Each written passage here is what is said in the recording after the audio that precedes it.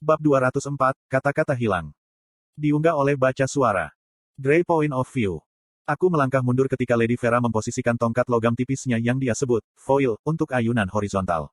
Namun, entah bagaimana, kertas timah itu berhasil menamparkan lengan kiriku. Bagaimana? Aku mendesis, menggosok luka yang baru. Kupikir aku menghindari itu. Kamu terlalu fokus pada senjataku, jawab Lady Vera, menjaga tubuhnya tetap diam. Visi Anda harus mencakup musuh Anda, atau musuh, secara keseluruhan. Apa yang Anda lihat berbeda saat ini? Petik 2. Aku melihat ke arah kertas yang masih menunjuk ke arahku. Selain dari yang sudah jelas. Itu membuat saya mendapat pukulan lagi dengan senjatanya. Jangan pintar-pintar denganku, nak. Oke, aku berteriak. Dan aku punya nama, kau tahu. Aku sadar kamu dinamai berdasarkan warna yang agak membosankan, kata Lady Vera terus terang. Sekarang, jawab pertanyaanku. Takut dipukul lagi, saya memindai wanita jangkung itu. Dia mengenakan kemeja hitam dan celana hitam ketat, yang hanya menekankan rambut merah panjang keritingnya. Setelah menyelamatkan saya dari penangkap saya beberapa bulan yang lalu, saya memulai pelajaran saya beberapa minggu yang lalu setelah benar-benar sembuh dari cedera saya. Sementara metodenya brutal dan kepribadiannya sehangat balok es, mereka efektif. Baik, dia menekan, menyentakku keluar dari pikiranku. Aku menghela nafas dan menunjuk kakinya. Anda berputar menggunakan kaki depan Anda, membawa kaki belakang Anda ke depan untuk mencapai lebih lama. Bagus, dia mengangguk setuju. Meskipun, jika kamu tidak bisa melihat itu dari jejak di tanah.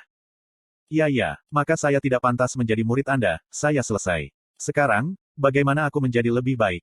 Mentor saya menggumamkan sesuatu dengan pelan sebelum berjalan ke kolam buatan yang dia miliki di halaman rumahnya. Seluruh tempat latihan, tempat kami berada, yang membentang sejauh 50 meter, baik panjang maupun lebarnya, adalah halaman belakang rumahnya. Fakta sederhana bahwa dia bahkan memiliki halaman belakang di sebuah kota di mana gedung bertingkat mengambil setiap plot tanah yang tersedia berbicara banyak tentang kekayaan dan kekuatannya.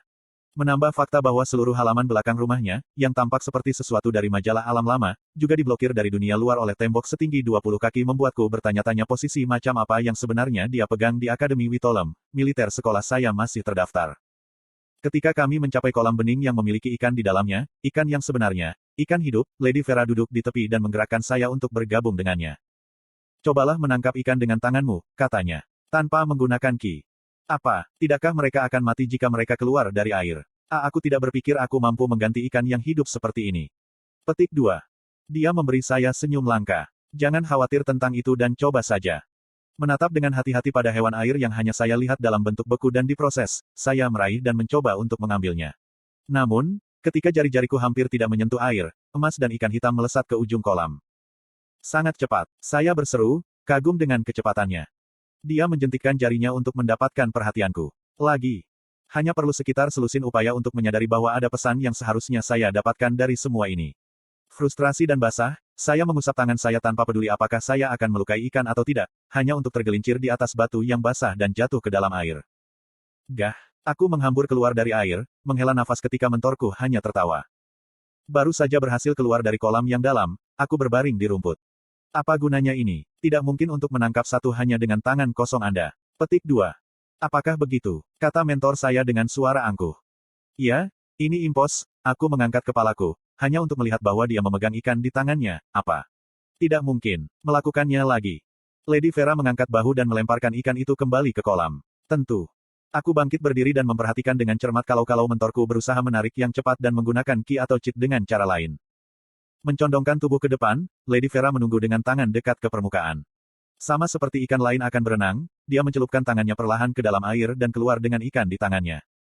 Dia menyeringai puas padaku, melemparkan ikan kembali. Sekarang apakah kau percaya padaku? Aku tidak mengerti. Kamu melakukannya dengan sangat lambat. Aku bergumam. Tunggu. Apakah Anda melatih ikan ini hanya untuk pergi ke tangan Anda? Petik 2. Apakah aku terlihat seperti seseorang yang menghabiskan waktu untuk melakukan sesuatu yang tidak berguna seperti itu? Mentor saya memandang saya, datar. Aku menggaruk kepalaku. Kurasa tidak, tapi aku masih tidak mengerti maksud dari ini, kecuali kalau kamu hanya pamer.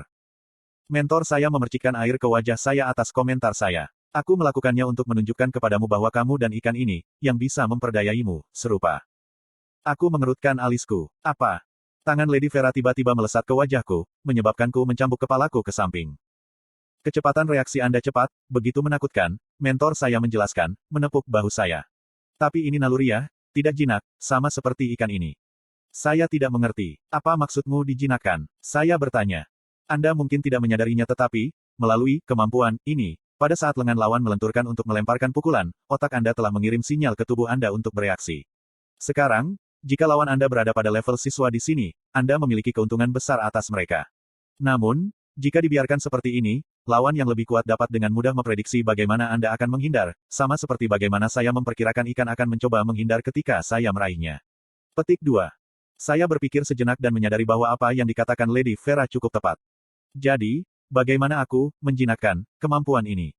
Dengan menanggapi, tidak bereaksi, jawabnya, bangkit dan mengambil sikap ofensif. Bukankah itu hal yang sama? Dia menggelengkan kepalanya. Yang satu disengaja, yang lain naluriah. Kami telah fokus pada pengkondisian dasar untuk sebagian besar, tetapi saya pikir Anda siap untuk mulai belajar bagaimana mulai merespons. Petik 2. Mataku bersinar dalam kegembiraan pada pemikiran akhirnya belajar untuk bertarung dari Lady Vera. Bagian yang menyenangkan.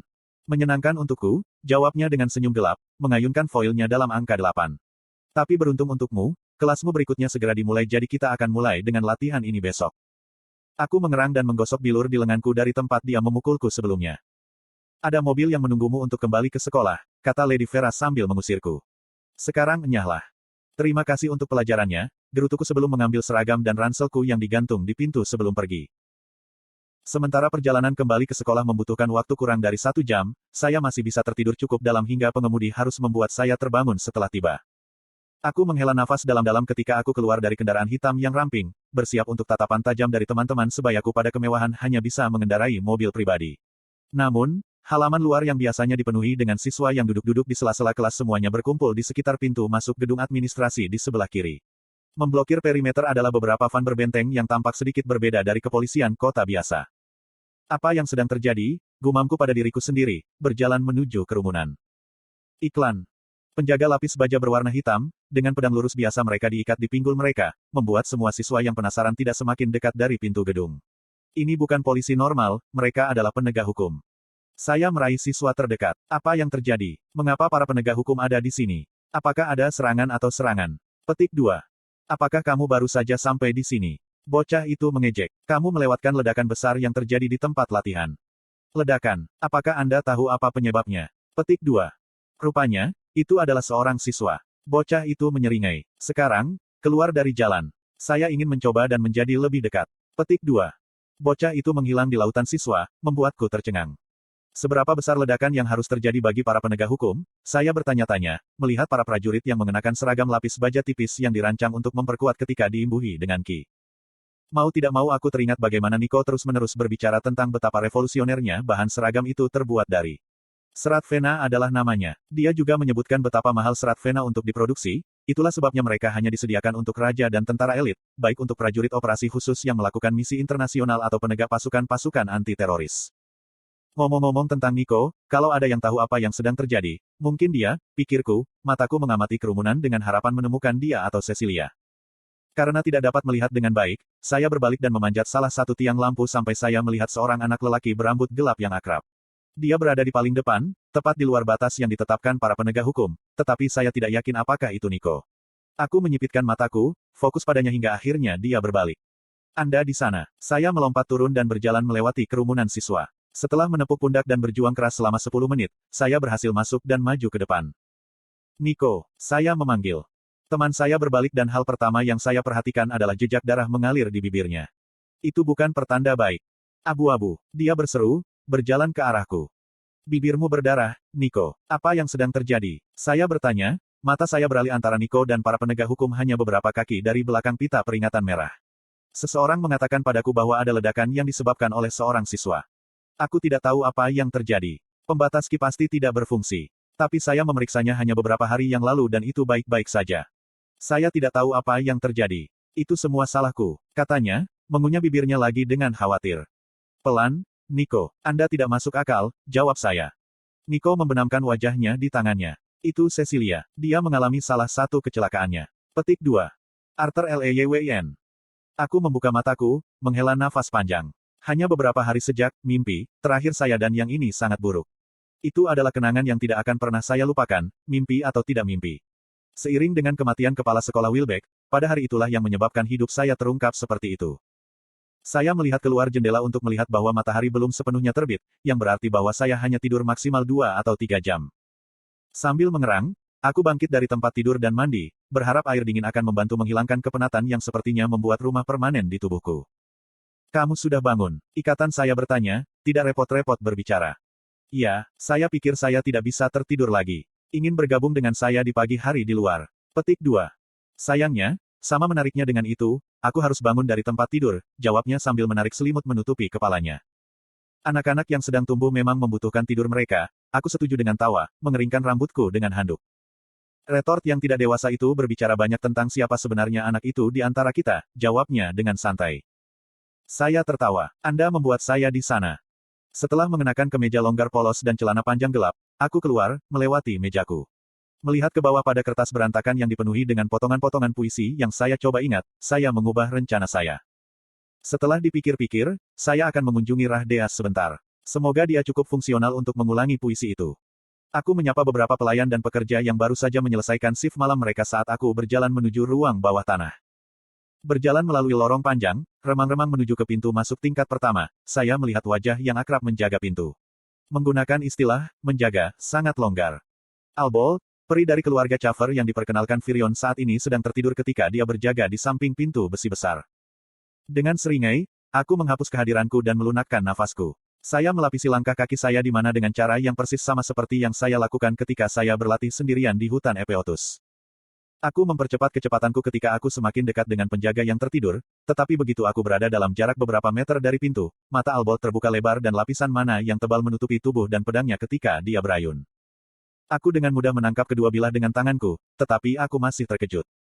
Jenderal Arthur, dia berkata dengan tidak percaya, dengan cepat menyarungkan pedang bilah rangkapnya. Maaf tentang itu, aku bersumpah aku merasakan seseorang menyelinap padaku. Aku sedang menyelinap padamu. Apakah kamu tidak tidur? Aku bertanya, curiga. Ah, aku tertangkap. Albold menggaruk kepalanya karena malu. Tolong jangan beritahu Komandan Virion. Saya hampir tidak punya beberapa hari lagi melakukan tugas jaga. Saya tidak bisa tinggal di sini lagi. Petik 2. Tenang, aku hanya terkesan, aku terkekeh. Virion benar, indramu baik. Haha, menyelamatkan pantatku lebih dari beberapa kali dalam hidupku, jawab Albold. Jadi, apa yang bisa saya lakukan untuk Anda, Jenderal? Saya perlu berbicara dengan seorang tahanan, jawab saya. Apakah Gentry ada di dalam? Albold mengangguk ketika dia membuka pintu. Aku tidak bisa memikirkan saat di mana dia belum berada di dalam. Kami berdua berjalan masuk dan segera menemukan Gentry sedang tidur di ranjang di salah satu sel ruang bawah tanah tingkat atas. Siapa? Apa yang terjadi? Gentry bergumam ketika kami membangunkannya. Jenderal, apa yang bisa saya lakukan untuk Anda? Bisakah kamu membuka sel Rahdeas sebentar? Ada sesuatu yang ingin saya tanyakan kepadanya, saya menjelaskan. Sang interogator menggosok matanya ketika dia mulai membuka kunci pintu masuk ke tingkat bawah tanah. Tentu saja, dan saya minta maaf lagi untuk masalah yang saya sebabkan dengan memanggil seluruh dewan. Saya yakin bahwa pengkhianat akan mengungkapkan sesuatu yang penting. Petik 2. Setelah beberapa klik, Gentry memberi isyarat kepada Albold untuk membantu dan mereka berdua membuka pintu. Mata saya membelalak pada apa yang saya lihat. Asisten Gentry terhampar di lantai dengan beberapa paku hitam menembus tubuhnya. Melihat paku-paku itu, tatapanku segera berbelok ke arah sel tempat Uto berada, hanya untuk mengunci mata dengan pengikut itu. Aku segera menanamkan mana di sekitarku, takut Uto akan melompat keluar, tetapi pengikut itu benar-benar diam dan diam, tidak ada tanda-tanda kehidupan di matanya yang mengkilap. Dia tersenyum. Albold menarik napas tajam saat dia memperkuat tubuhnya juga dan menghunus pedangnya. Bergeser, Gentry menangis, tidak menyadari punggawa keluar dari selnya. Dia sudah mati, gumamku, mata terfokus hanya pada Uto. Karena tubuhnya yang hitam, saya tidak melihat duri menembus dada dan perutnya juga dengan darah yang masih bocor. Rahdeas, aku melangkah ke dalam penjara bawah tanah dan batasan sihir di ruangan itu bisa segera terasa. Melompati mayat asisten, aku mengayun membuka pintu ke sel Rahdeas yang telah dibuka, hanya untuk melihat bahwa kurcaci tua itu menemui nasib yang sama seperti Uto dan Sester. Dia sudah mati.